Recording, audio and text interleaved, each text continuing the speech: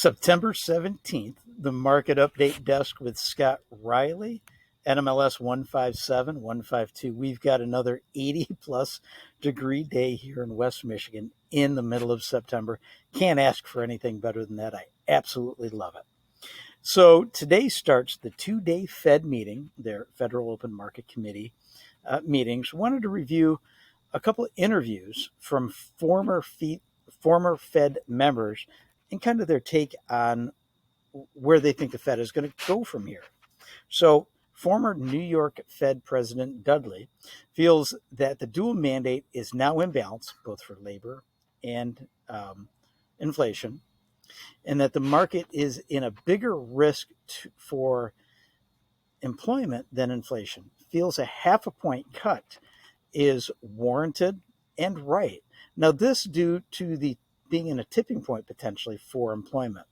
In fact, he felt we may actually get weaker unemployment because he does see risk to the jobs market from the gig economy, being that the jobs that we're getting are actually overstated from all the revisions that we've gotten. Why is that? Because of all the part-time or temporary work being treated or numerically associated the same as full-time. Former Dallas president Kaplan also feels a half a point is warranted. So could we see some groundwork being done on behalf of the current Fed by former Fed members to telegraph, so to speak, where this meeting is going to come to? It's going to be really interesting also to see if we get unanimous consensus on the Fed decisions. In particular, that far hawk group led by Michelle Bowman. Are they going to come on board for a half a point, or are they going to begrudgingly say a quarter point, even though they probably really want zero change? So that's going to be a very telling thing within the dot plots, the SEP that we see, and what the Fed Chairman Powell talks about in their new terminal rate. Retail sales came out early this morning. Actually, it was a surprise to the upside. So retail sales, the headline, grew by 0.1%. While that's not an enormous amount, it's actually 0.3 better than the market expected at a -0.2. Also, on top of that, the previous month was revised a tenth higher. Now, part of the reason for this hotter than expected is Amazon Prime Day, which added $14.2 billion in sales. Now, granted, it happens each year, but it grew from last year, so we had a upward pressure on retail sales, primarily from that Prime Day.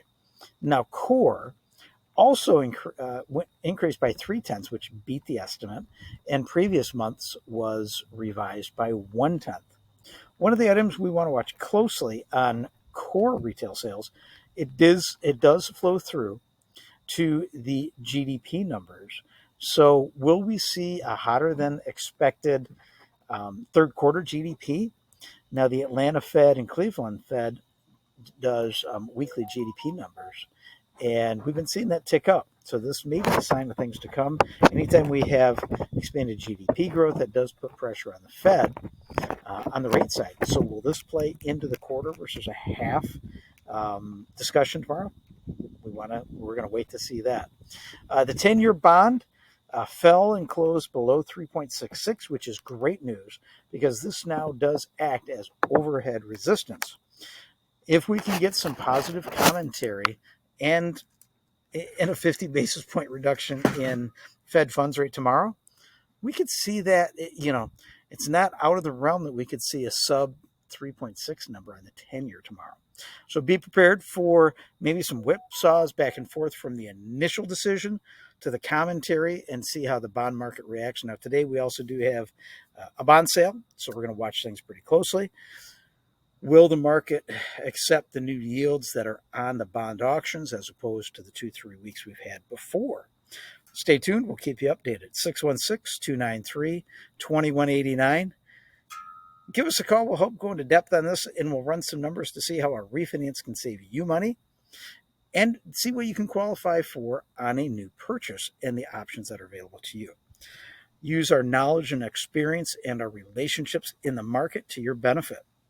The Market Update Desk, your original singular news source for West Michigan. Take care.